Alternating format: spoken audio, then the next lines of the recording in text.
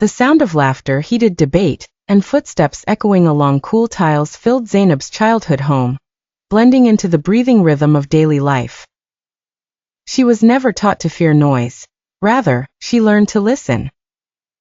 In a household where questions came before answers and dignity was spoken of as if it were grown in the garden, Zainab sensed early that strength could be quiet, conviction gentle, and truth a shield, one that could be scarred but not broken. She watched her father, his voice measured but unwavering, speaking of principles that even the youngest child could grasp.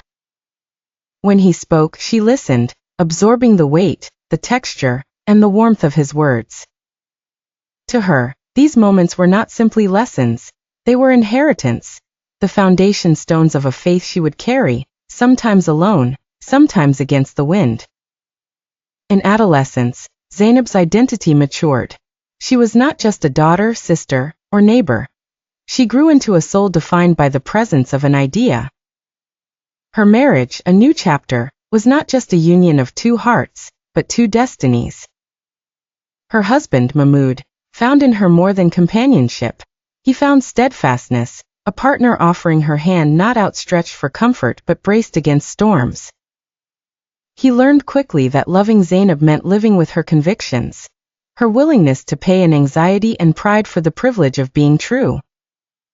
Their home was never merely walls and windows. It pulsed with warmth, gentle counsel, and the certainty that truth, even if costly, must remain unclouded. Arguments were invitations to think. Silence was never retreat, only reflection. Their children learned not only histories, but also the price of standing firm, of refusing to trade belief for convenience. In Egypt, silence is a currency, valuable, traded, sometimes hoarded. For Zainab, it never tempted. So when heavy days arrived, those iron-tipped hours meant to break conviction, she faced them as she had been taught, with prayer, hope, and a faith stitched into bone. Prison doors shut, but they couldn't mute her presence. Outside, her family persisted, their lives marked by waiting, their rituals remade by absence. Her mother recalled the small girl who would not yield. Mahmoud grappled with loss, understanding that Zainab's sacrifice was for meaning, not attention. Seasons shifted. Walls finally surrendered. Zainab came home, not broken, not diminished, but reshaped by ordeal. She sat among her loved ones, words few, eyes vast.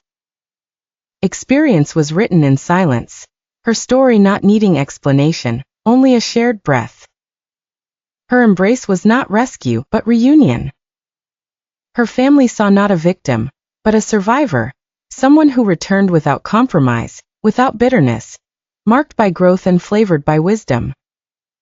Zainab al-Ghazali's journey was never simply about survival. It was about returning, to family, to faith, to the place where all things began and ended.